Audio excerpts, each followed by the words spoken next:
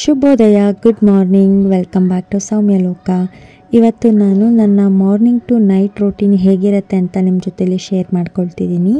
ಬೆಳಿಗ್ಗೆನೇ ಎದ್ದು ಇವಾಗ ನಾನು ಒಂದು ಸ್ವಲ್ಪ ಬಿಸಿನೀರನ್ನ ಕುಡಿತಾ ಇದ್ದೀನಿ.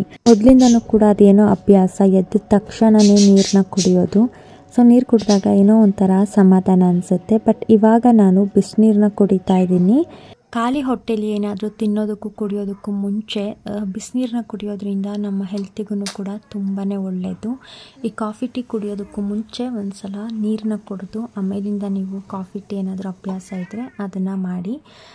ಇವಾಗ ನಾನು ಒಂದು ಡಿಟಾಕ್ಸ್ ಡ್ರಿಂಕ್ನ ಮಾಡ್ಕೊಳ್ತಾ ಇದ್ದೀನಿ. ಇದನ್ನು ನಾನು ಒಂದು ವಾರದಿಂದ ಸ್ಟಾರ್ಟ್ ಮಾಡಿದ್ದೀನಿ. ಒಂದು ಪಾತ್ರೆ ಇಟ್ಬಿಟ್ಟು ಅದಕ್ಕೆ ಒಂದು ಗ್ಲಾಸ್ ನೀರನ್ನ ಹಾಕಿ ಅದೊಂದು ಸ್ವಲ್ಪ ಈ ಥರ ಬಿಸಿ ಆದಮೇಲೆ ಅದಕ್ಕೆ 1 ಇಂಚು ಶುಂಠಿನ ಜಜ್ಜಿ ಹಾಕ್ಕೊಂಡಿದ್ದೀನಿ. ಹಾಗೆ 1 ಟೇಬಲ್ ಸ್ಪೂನಷ್ಟು ಜೀರಿಗೆನ ಹಾಕ್ತಾ ಇದ್ದೀನಿ. 1 ಗ್ಲಾಸ್ ನೀರು ಅರ್ಧದಷ್ಟು ಆಗಬೇಕು. ಅಲ್ಲಿವರೆಗೂ ಕೂಡ ಇದನ್ನು ಚೆನ್ನಾಗಿ ಕುದಿಸ್ಕೋಬೇಕಾಗತ್ತೆ. ಕಲರ್ ಕೂಡ ಚೇಂಜ್ ಆಗುತ್ತೆ. ನೀರ್ದು ಜೀರಿಗೆ ಹಾಗೆ ಶುಂಠಿ ಕಲರು ಕೂಡ ನೀಟಾಗಿ ಬಿಟ್ಕೊಳ್ಳುತ್ತೆ. ಈ ಒಂದು ಡ್ರಿಂಕು ಕೂಡ ತುಂಬಾ ಒಳ್ಳೆಯದು ಹೆಲ್ತಿಗೆ. ಸೊ ನಮ್ಮ ಬ್ಯಾಡ್ ಕೊಲೆಸ್ಟ್ರಾಲ್ನ ರೆಡ್ಯೂಸ್ ಮಾಡುತ್ತೆ. ಆ್ಯಂಡ್ ಡೈಜೆಷನ್ ಪ್ರಾಬ್ಲಮ್ ಇತ್ತು ಅಂತಂದ್ರೂ ಕೂಡ ಇದು ಡೈಜೆಷನ್ ಕರೆಕ್ಟಾಗಿ ಆಗೋದಕ್ಕೆ ಕೂಡ ಹೆಲ್ಪ್ ಮಾಡುತ್ತೆ. ಬೆಳಿಗ್ಗೆ ಎದ್ದ ತಕ್ಷಣವೇ ಖಾಲಿ ಹೊಟ್ಟೆಯಲ್ಲಿ ಇದನ್ನು ಕುಡಿದ್ರೆ ತುಂಬಾ ಒಳ್ಳೆಯದು.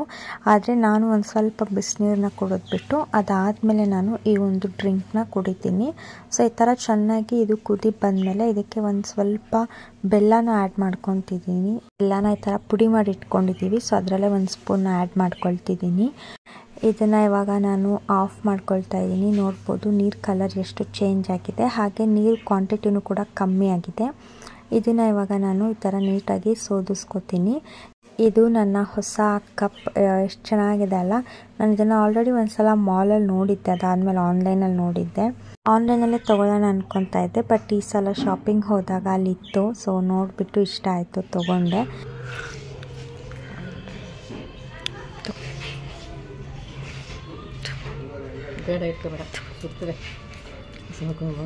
ಈ ಒಂದು ಡ್ರಿಂಕ್ನ ಬಿಸಿ ಇದ್ದಾಗಲೇ ಕುಡಿಬೇಕು. ಅಂದರೆ ಒಂದು ಸ್ವಲ್ಪ ಬೆಚ್ಚಗಿರಬೇಕು, ಆವಾಗಲೇ ಕುಡಿಬೇಕು. ಆವಾಗ ನಮಗೆ ರಿಸಲ್ಟ್ ಕೊಡುತ್ತೆ. ಫುಲ್ಲು ತಣ್ಣಗಾದ್ಮೇಲೆ ಇದನ್ನು ಕುಡಿಬಾರ್ದು.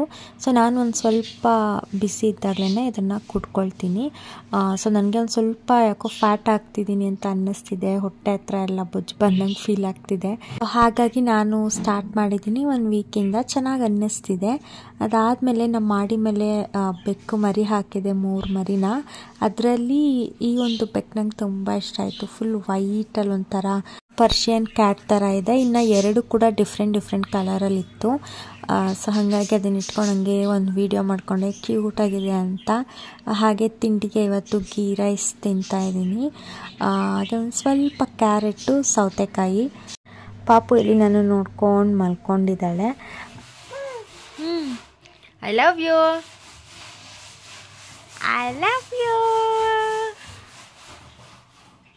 ತಿಂಡಿ ಮುಗಿಸ್ಕೊಂಡು ಅವಳನ್ನ ಕೂಡ ಮಲಗಿಸೋಣ ಅಂತ ಅಂದ್ಕೊಂಡೆ. ಅವಳು ಮಲ್ಕೊಳ್ಳೋ ಟೈಮಲ್ಲೇ ಆಟಗಳು ಸ್ಟಾರ್ಟ್ ಮಾಡ್ತಾಳೆ. ಇವಾಗ ದಬಾಕೊಂಡು ಮುಂದಕ್ಕೆ ಹೋಗೋದಕ್ಕೆ ಟ್ರೈ ಮಾಡ್ತಿದ್ದಾಳೆ. ಇವಾಗ ಅವಳಿಗೆ 5 ರನ್ನಿಂಗ್ ಅಲ್ವಾ, ಅವಳು ಇವಾಗ ದಬಾಕೊಂಡ್ಲು. ಕೆಲವು ಮಕ್ಕಳು 3 ಮಂತ್ಸಿಗೆ ದಬಾಕೊಂತಾರೆ ಅಂತ ಹೇಳ್ತಾರೆ. ನನ್ನ ಮಗಳು ಏನಕ್ಕೆ ಇನ್ನೂ ದಬಾಕೊಂಡಿಲ್ಲ ಅಂತ ನಂಗೆ ಫುಲ್ ಟೆನ್ಷನ್ ಆಗ್ತಾಯಿತ್ತು ಕೆಲವೊಮ್ಮೆ. ಅದಾದಮೇಲೆ ಡಾಕ್ಟರ್ ಕೂಡ ಹೇಳಿದ್ರು, ಏನಿಲ್ಲ, ಕೆಲವರು ಹಾಗೆ ನಿಧಾನ ದಬಾಕೊಳ್ತಾರೆ, ಏನು ಟೆನ್ಷನ್ ಮಾಡ್ಕೊಳ್ಬೇಡಿ ಅಂತ ಹೇಳಿದರು. ಬಟ್ ಏನಂದರೆ ಇವಳು 1 ತಿಂಗಳಿಗೇ ದಬಾಕೊಂಡು ಫುಲ್ ಮುಂದಕ್ಕೆಲ್ಲ ಚಿಗಿತಾ ಇದ್ಲು. ಅದೊಂದು ವಿಡಿಯೋ ಆ್ಯಡ್ ಮಾಡ್ತೀನಿ ಇವಾಗ. ಸೊ ಫಸ್ಟಿಂದ ನನ್ನನ್ನು ಫಾಲೋ ಮಾಡ್ತಾಯಿದ್ರೆ ನೀವು ಆಲ್ರೆಡಿ ಆ ವಿಡಿಯೋ ನೋಡಿರ್ತೀರ. ಸೊ ಹೊಸದಾಗಿ ಏನಾದರೂ ನೋಡ್ತಿದ್ರೆ ಮೇ ಬಿ ಅವರು ನೋಡಿರಲ್ಲ, ಹಾಗಾಗಿ ಅದನ್ನು ಇವಾಗ ಆ್ಯಡ್ ಮಾಡ್ತೀನಿ. ಇದು ಅವಳು 1 ಮಂತ್ 1 ವೀಕ್ ಇದ್ದಾಗ ದಬಾಕೊಂಡಿದ್ದು ವಿಡಿಯೋ. ಸೊ ನಾನು ಕೇಳ್ತಾ ಇದ್ದೆ, ಯಾಕಮ್ಮ ಇನ್ನೂ ದಬಾಕೊಂಡಿಲ್ಲ ಅಂತ ನಮ್ಮಮ್ಮನ. ಅವಾಗ ಅವರು ಹೇಳ್ತಾಯಿದ್ರು, ಅವಳು ಆಲ್ರೆಡಿ ಎಲ್ಲ ಮೊದಲೇ ಮಾಡಿಬಿಟ್ಟಿದ್ದಾಳಲ್ಲ, ಅದಕ್ಕೆ ಇವಾಗ ದಬಾಕೊಳ್ತಾ ಇಲ್ಲ ಅಂತ ಹೇಳ್ತಾಯಿದ್ರು. ದಬಾಕಬಿಟ್ಟ ಮಗಳೇ, ದಬಾಕಂಡ್ರು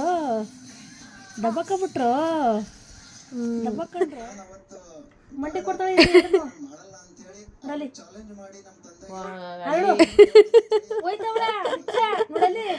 ಅಮ್ಮ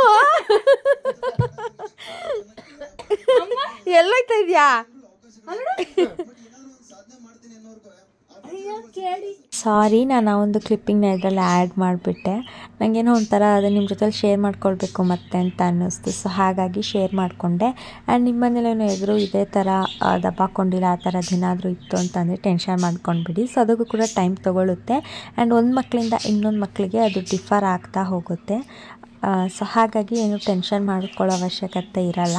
ಕೆಲವೊಂದು ಮಕ್ಕಳುಗಳು ಬೇಗನೆ ಮಾತಾಡೋಕ್ಕೆ ಸ್ಟಾರ್ಟ್ ಮಾಡ್ತಾರೆ, ಬೇಗ ನಡೆಯೋಕ್ಕೆ ಸ್ಟಾರ್ಟ್ ಮಾಡ್ತಾರೆ. ಇನ್ನು ಕೆಲವ್ರಿಗೆ ಸ್ವಲ್ಪ ಟೈಮ್ ತೊಗೊಬೋದು, 1 ವರ್ಷ 2 ವರ್ಷ ಆ ಥರ ಆಗುತ್ತೆ. ಸೊ ಹಾಗಾಗಿ ಏನದ್ರದ್ದು ಬಗ್ಗೆ ತಲೆ ಕೆಡಿಸ್ಕೊಳ್ಳೋ ನೆಸೆಸಿಟಿ ಇಲ್ಲ. ಇವಾಗ ನಾನು ಟೀ ಕುಡಿತಾ ಇದ್ದೀನಿ. ಲೈಕ್ ಬೆಳಿಗ್ಗೆ ನಾನು ಕುಡ್ದಿಲ್ಲ ಅಲ್ವಾ, ಹಾಗಾಗಿ ಅದೊಂಥರ ಬಿಡಬೇಕು ಅಂತ ಅಂದ್ಕೊಳ್ತೀನಿ. ಬಟ್ ಆಗಲ್ಲ, ಅದು ಅಭ್ಯಾಸ ಆಗಿಬಿಟ್ಟಿದೆ ಟೀ ಮತ್ತು ಕಾಫಿಗೆ. ಮೊದಲೆಲ್ಲ ನಾನು ಟೀ ಅಂತೂ ಮಿಸ್ ಮಾಡ್ತಾನೆ ಇರಲಿಲ್ಲ ಬೆಳಿಗ್ಗೆ ಹೊತ್ತು. ಬಟ್ ಮದುವೆ ಆದಾಗಲಿಂದ ನಾನು ಕಾಫಿ ಕುಡಿಯೋದಕ್ಕೆ ಅಭ್ಯಾಸ ಆಗಿದ್ದೀನಿ. ಅದು ಏನೋ ಒಂಥರ ಅಡಿಕ್ಷನ್ನು. ಅದು ಇಲ್ಲ ಅಂತಂದರೆ ಒಂಥರ ತಲೆನೋವು ಬಂದಂಗೆ ಫೀಲ್ ಆಗಿಬಿಡುತ್ತೆ 11 ಗಂಟೆಗೇ. ಹಾಗಾಗಿ 1 ಕಪ್ ಕಾಫಿ ಅಥವಾ ಟೀನ ಕುಡಿದ್ಬಿಟ್ರೆ ಮೈಂಡ್ ಒಂಥರ ರಿಲ್ಯಾಕ್ಸ್ ಅನಿಸುತ್ತೆ. ಈ ಕಾಫಿ ಮತ್ತು ಟೀ ಕುಡಿಯೋ ಪ್ರೇಮಿಗಳಿಗೆ ಗೊತ್ತಿರುತ್ತೆ ಅದು, ಕಾಫಿ ಟೀ ಲವರ್ಸಿಗೆ. ಪಾಪ ಅಂತೂ ಕ್ಯಾಮ್ರಾ ಕಡೆನೇ ನೋಡ್ತಾ ಇದ್ದಾಳೆ. ಆ ಸ್ಟ್ಯಾಂಡಿಗೆ ಫೋನ್ ಫಿಕ್ಸ್ ಮಾಡಿದೆ ಅಲ್ವಾ, ಹಾಗಾಗಿ ಆ ಸ್ಟ್ಯಾಂಡ್ನೇ ನೋಡ್ತಾ ಇದ್ಲು. ಸ್ಮೈಲ್ ಗುಬ್ಬಿ, ಸ್ಮೈಲ್ ಚಿನ್ನು, ಪಾಪು ಬಂಗಾರಿ. ಯಾರದು ಗುಬ್ಬಿ ಮರಿಯಲ್ಲಿ? ಯಾರದು ಸ್ವಾಮಿ? ಹಾಯ್ ಬೇಬಿ, ಹಾಯ್ ಎಲ್ರಿಗೂ. ಖುಷಿ ಖುಷಿ ಖುಷಿ ಮಗಳಿಗೆ, ಖುಷಿ ಖುಷಿ ಮಗಳಿಗೆ. ಹಾಯ್ ಮಾಡು. ಹಾಯ್ ಚಿನ್ನಿ ಪಾಪ, ಹಾಯ್, ಐ ಲವ್ ಯು. ಯಾರದ್ದು? ಖುಷಿ ಆಯಿತು ನಿನಗೆ? ಹಾಂ, ಖುಷಿ ಆಯ್ತಕ್ಕಂತಮ್ಮ. ಯಾರು ಪಾಪ ಅದು? ಚಿನ್ನಿ ಪಾಪ. ಇಷ್ಟೊತ್ತು ಆಟ ಆಡಿ ಆದಮೇಲೆ ಅವಳು ಕೂಡ ಮಲ್ಕೊಂಡ್ಳು. ಯಾವಾಗಲೂ ಸೈಡಲ್ಲೇ ಮಲ್ಕೊತಿರ್ತಾಳೆ ಮುದ್ದಾಗಿ. ಸೊ ಅದಾದಮೇಲೆ ಮಲಗಿದ್ದು ಎದ್ಮೇಲೆ ನಾನು ಇವಾಗ ಅವಳಿಗೆ ಸ್ವಲ್ಪ ಹರಳೆಣ್ಣೆನ ಹಚ್ತಾ ಇದ್ದೀನಿ. ಡೈಲಿ ಹಚ್ಚಲ್ಲ, ಒಂದಿನ ಬಿಟ್ಟು ಒಂದಿನ. ಇವತ್ತು ತಲೆಗೆ ಸ್ನಾನ ಮಾಡಿಸಿದ್ರೆ ನಾಳೆ ಎಣ್ಣೆ ಹಚ್ಬಿಟ್ಟು ಮತ್ತೆ ನಾಳಿದ್ದು ಸ್ನಾನ ಮಾಡಿಸ್ತೀವಿ. ನಿಜವಾಗ್ಲೂ ಹರಳೆಣ್ಣೆ ಹಚ್ಚೋದ್ರಿಂದ ತುಂಬಾ ಯೂಸ್ಫುಲ್ ಇದೆ ಅಂತಲೇ ಹೇಳ್ಬೋದು. ಅವಳಿಗೇನಾದರೂ ಹೀಟ್ ಆಗಿದ್ರೆ ಅದು ಕಮ್ಮಿ ಆಗುತ್ತೆ. ಜೊತೆಗೆ ಕಿವಿಗೂ ಕೂಡ ಒಂದು ಸ್ವಲ್ಪ ಎಣ್ಣೆ ಹಾಕಿ ಮಸಾಜ್ ಥರ ಮಾಡ್ತಿರ್ತೀನಿ. ಆವಾಗ ಕಿವಿಲಿ ಗುಗ್ಗೆ ಏನಾದರೂ ಇತ್ತು ಅಂದರೆ ಅದು ಕೂಡ ಕ್ಲೀನಾಗಿ ಹೊರಗಡೆ ಬಂದುಬಿಡುತ್ತೆ. ಆವಾಗ ನಾನು ಒಂದು ಇಯರ್ ಬಡ್ಡಲ್ಲಿ ಅಥವಾ ಬಟ್ಟೆಲಿ ನೀಟಾಗಿ ಅದನ್ನು ಒರೆಸಿ ಕ್ಲೀನ್ ಮಾಡಿಬಿಡ್ತೀನಿ. ಎಣ್ಣೆ ಎಲ್ಲ ಹಚ್ಚಿ ಆದಮೇಲೆ ಅವಳ ಪಕ್ಕನೇ ನಾನು ಮಲ್ಕೊಂಡು ಒಂದು ಸ್ವಲ್ಪ ಫ್ಲೋರ್ ಎಕ್ಸಸೈಸ್ನ ಮಾಡ್ತೀನಿ. ಅದನ್ನು ನಾನು ಶೂಟ್ ಮಾಡ್ಕೊಂಡಿಲ್ಲ. ಸೊ ನೆಕ್ಸ್ಟ್ ವ್ಲಾಗಲ್ಲಿ ಯಾವಾಗಲಾದರೂ ನಿಮ್ಮ ಜೊತೆಲಿ ಶೇರ್ ಮಾಡ್ಕೊಳ್ತೀನಿ. ನೋಡ್ಬೋದು ನನ್ನ ಕೂದಲನ್ನ ಒಳ್ಳೆ ಹೆಂಗೆ ಎಳ್ದು ಕಿತ್ತಾಕ್ತಾಳೆ ಅಂತ ಅಂದರೆ ಹಂಗೆ ಕಿತ್ತಾಕ್ತಾಳೆ. ಆ್ಯಂಡ್ ಮಧ್ಯಾಹ್ನ ಊಟ ಮುಗಿಸ್ಕೊಂಡು ಅವಳು ಒಂದು ಸ್ವಲ್ಪ ಮಲಗಿದ್ದು ಎದ್ಮೇಲೆ ಅವಳಿಗೂ ಇವಾಗ ಸ್ನಾನ ಆಗಿದೆ. ಸೊ ಪುಟಾಣಿ ಕ್ಲಿಪ್ ಇತ್ತು, ಬಟ್ ನಾನು ಹಾಕಿರಲಿಲ್ಲ, ಎಲ್ಲಿ ಎಳ್ಕೊಂಡು ಕೂದಲುಗೆ ನೋವು ಮಾಡ್ಕೊತಾಳೆ ಅಂತ. ಬಟ್ ಇವತ್ತು ಹಾಕಿದೆ. ಅದಾದಮೇಲೆ ನನ್ನ ತಮ್ಮ ಮ್ಯಾಗಿ ಮಾಡಿದ್ದ, ಅವನ ಕೈಯಲ್ಲಿ ಮ್ಯಾಗಿ ಮಾಡು ಅಂತ ಹೇಳಿ ಮ್ಯಾಗಿ ಮಾಡಿಸ್ಕೊಂಡೆ. ತುಂಬ ದಿನ ಆದಮೇಲೆ ಮ್ಯಾಗಿ ತಿಂತಾಯಿದ್ದೀನಿ ನಾನು ಕೂಡ. ಹಾಗೆ ಸ್ವಲ್ಪ ಸ್ಟುಡಿಯೋ ಹತ್ರ ಹೋಗಿದ್ವಿ, ಒಂದು ಸ್ವಲ್ಪ ಫೋಟೋ ಕಾಪಿ ಮಾಡಿಸ್ಬೇಕಿತ್ತು ಅಂತ. ಇವಾಗ ನೋಡಿದ್ರಲ್ವ, ಆ ಫೋಟೋ ಬಂದು 8000 ಅಂತೆ. ಆ ಮಧ್ಯದಲ್ಲಿರೋ ಹುಡುಗಿದು ಚಿಕ್ಕ ವಯಸ್ಸಿಂದ ಅಂದರೆ ಹುಟ್ಟಿದಾಗಿಂದ ಹಿಡಿದು ಅವಳಷ್ಟು ದೊಡ್ಡೋಳಾಗೋವರೆಗೂ ಎಲ್ಲ ಫೋಟೋಸ್ನೂ ಕೂಡ ಕೊಲ್ಯಾಜ್ ಮಾಡಿಸಿ ಆ ಫ್ರೇಮ್ ಮಾಡಿಸಿದ್ದಾರೆ. ತುಂಬ ಚೆನ್ನಾಗಿತ್ತು, ಬಟ್ ರೇಟ್ ಜಾಸ್ತಿ ಅಂತ ಅನ್ನಿಸ್ತು. ನಾನು ಆಲ್ಮೋಸ್ಟ್ ಎಲ್ಲ ಫೋಟೋಸನ್ನು ಕೂಡ ಇಲ್ಲೇ ಫ್ರೇಮ್ ಅಥವಾ ಏನೇ ಒಂದು ಮಾಡಿಸೋದಿದ್ರು ಇದೇ ಅಂಗಡಿಗೆ ಬರ್ತೀನಿ. ಬಿಕಾಸ್ ನಿಯರ್ ಯಾವುದೂ ಇಲ್ಲ ಇಲ್ಲಿ, ಹಾಗಾಗಿ ಇವ್ರಿಗೊಂದು ಸ್ವಲ್ಪ ಗಾಂಚಲಿ ಅಂತಲೇ ಅನಿಸುತ್ತೆ. ಆ್ಯಂಡ್ ರೇಟ್ ಕೂಡ ಅಷ್ಟೇ ತುಂಬಾ ಹೇಳ್ತಾರೆ. ಆ್ಯಂಡ್ ಕಿರಣ್ದು ನನಗೆ ಫ್ರೇಮ್ ಮಾಡಿಸ್ಕೊಟ್ಟಿದ್ದ ಅಲ್ವಾ ಫಸ್ಟ್ ಮಂತ್ ಆ್ಯನಿವರ್ಸರಿಗೆ ಅಂತ ಹೇಳಿ, ಅದನ್ನು ಕೂಡ ಇಲ್ಲೇ ಮಾಡಿಸಿದ್ದವನು. ಬಟ್ ರೇಟ್ ಜಾಸ್ತಿ ಹೇಳ್ತಾರೆ. ಆ್ಯಂಡ್ ಯಾಕೋ ಈ ಸಲ ಹೋದಾಗ ಕರೆಕ್ಟಾಗಿ ರೆಸ್ಪಾಂಡ್ ಮಾಡಿಲ್ಲ ಅಂತ ಅನ್ನಿಸ್ತು.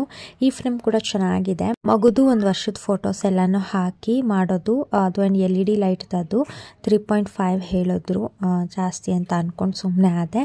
ಅದಾದಮೇಲೆ ಮನೆಗೆ ಬಂದಮೇಲೆ ಒಂದು ಸ್ವಲ್ಪ ಪೂಜೆ ಮಾಡೋಣ ಅಂತ ಹೇಳಿಬಿಟ್ಟು ರಂಗೋಲಿ ಹಾಕ್ತಾಯಿದ್ದೀನಿ. ಹೊಸ್ಲಿಗಾಗಿರ್ಬೋದು ಅಥವಾ ಮನೆ ಮುಂದೆ ರಂಗೋಲಿ ಹಾಕಿದ್ರೆ ಏನೋ ಒಂಥರ ಮನೆ ಬಾಗಿಲೇ ಕಳೆ ಅಂತ ಅನಿಸುತ್ತೆ ನನಗೆ. ಹಾಗೆ ಇಲ್ಲಿ ಒಂದು ಅಲ್ಗೆ ಮೇಲೆ ಕೆಲವೊಂದಷ್ಟು ಗಿಡಗಳನ್ನ ಜೋಡಿಸ್ಕೊಂಡಿದ್ದೀನಿ. ಇಲ್ಲಿ ತುಳಸಿ ಗಿಡ ಕೂಡ ಇದೆ, ಅದ್ರ ಮುಂದೆ ಕೂಡ ಒಂದು ಸಣ್ಣದಾಗಿ ರಂಗೋಲಿ ಬಿಡ್ತಾ ಇದ್ದೀನಿ. ಎಷ್ಟೊಂದು ಗಿಡಗಳು ಹಾಳಾಗಿಬಿಟ್ಟಿದೆ ನನ್ನ ಹತ್ರ ಗೊತ್ತಾ. ಸೊ ಒಂದಿನ ಶೇರ್ ಮಾಡ್ಕೊಳ್ತೀನಿ ಅದನ್ನು ಕೂಡ.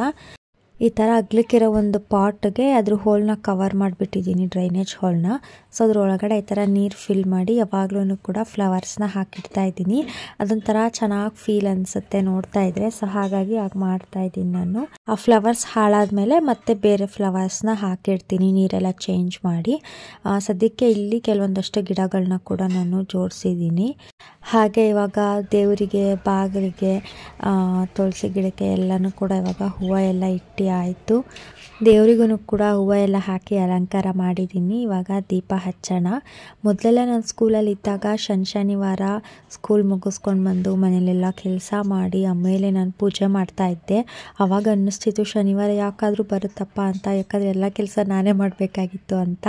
ಬಟ್ ಇವಾಗ ಒಂಥರ ಖುಷಿ ಅನಿಸುತ್ತೆ ಪೂಜೆ ಮಾಡೋದಕ್ಕೆ. ತುಂಬ ಶ್ರದ್ಧೆ ಭಕ್ತಿಯಿಂದ ನೀಟಾಗಿ ಟೈಮ್ ತೊಗೊಂಡು ಪೂಜೆ ಮಾಡ್ತೀನಿ ಇವಾಗ. ಅದಾದಮೇಲೆ ಊಟಕ್ಕೆ ಚಪಾತಿ, ಟೊಮೆಟೊ ಗೊಜ್ಜು ಹಾಗೆ ಬೀಟ್ರೋಟ್ ಪಲ್ಯ, ಸ್ವಲ್ಪ ಕಾರ್ನ್ ಇತ್ತು.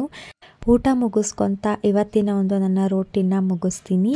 ಸೊ ಹೊಸಬ್ರಾಗಿದ್ದರೆ ನನ್ನ ಚಾನಲ್ನ ಸಬ್ಸ್ಕ್ರೈಬ್ ಮಾಡ್ಕೊಳ್ಳಿ. Thank you.